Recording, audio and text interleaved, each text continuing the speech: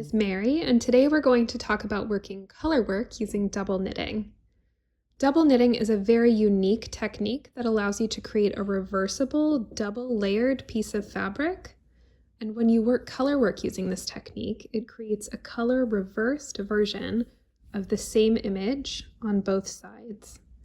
Double knitting is a great way to work color work patterns that have large stretches of one color, like Liz Smith's Hilma hat here, since it does not involve floats. Double knitting requires you to have twice as many stitches as you need for your fabric width on your needle because you're working 2 layers.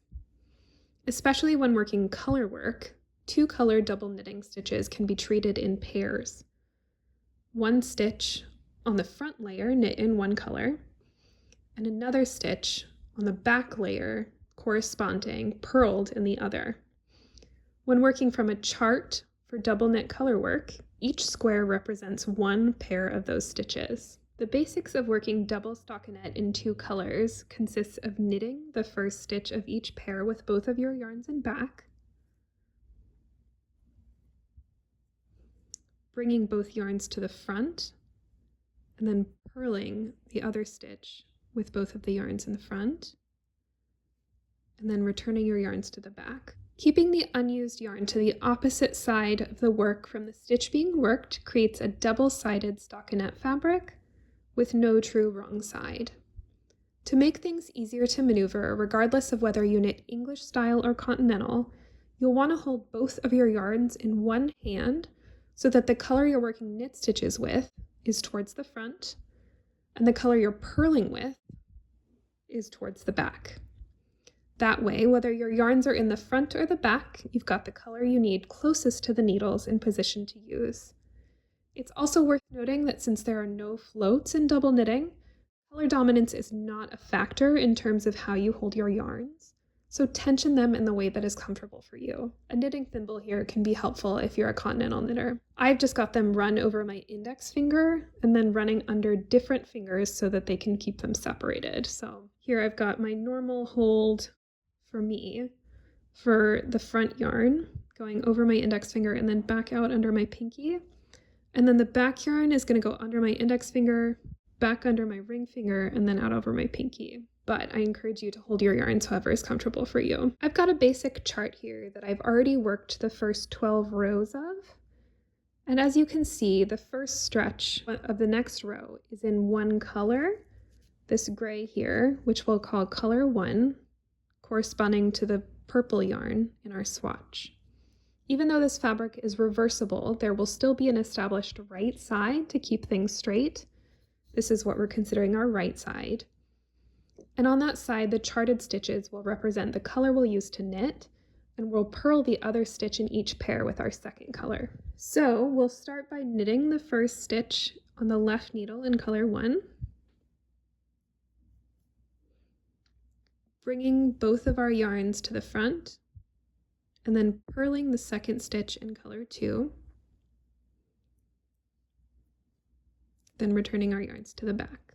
That's taken care of the first stitch box on the chart, this row that we're working, row 13, that represents a pair of stitches on your needle. We'll keep on doing this until we reach a stitch that's charted in color 2. So again, we're going to knit in color 1, bring both yarns to the front, purl in color 2. You always got to make sure that you're just grabbing the right color. Bring the yarns to the back, knit in color 1, yarns to the front, purl in color 2, and then we keep going. When we reach a color change, we'll want to switch the orientation of the yarns so that color 2 is actually towards the front and color 1 is towards the back. This will involve crossing your yarns over each other. So I'm just going to switch the orientation of these. But don't worry because we can correct any twisting when we switch them back. So I'm going to put these back on my hand. Then we can knit the next stitch in color 2.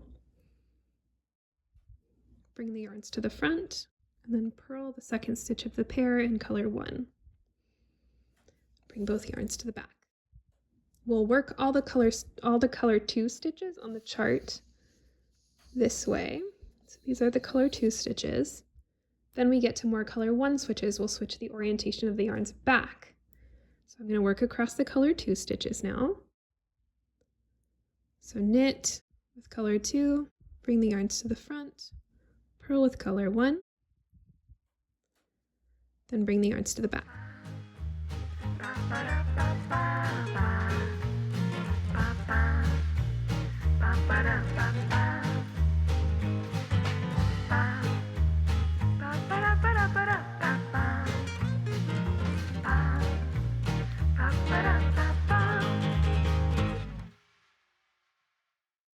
So now we've reached another color change back to color 1. So we're going to cross our yarns back over each other in the reverse of how we did it before. And then go back to knitting with color 1 and purling with color 2.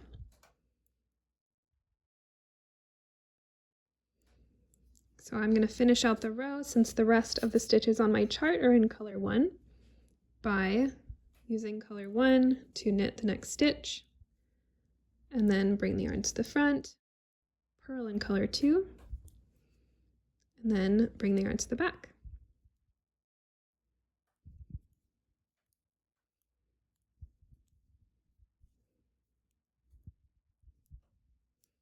This style of knitting is often used to make shapes on fabric, using one color for the shape and the other color for the background.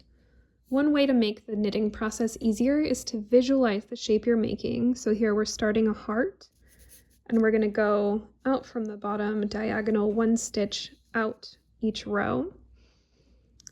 And then follow how that outline of the shape is changing on the chart, and base when to switch from color 1 to color 2 by those changes.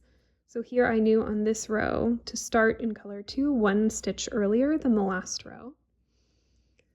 Spot check against the chart as you go.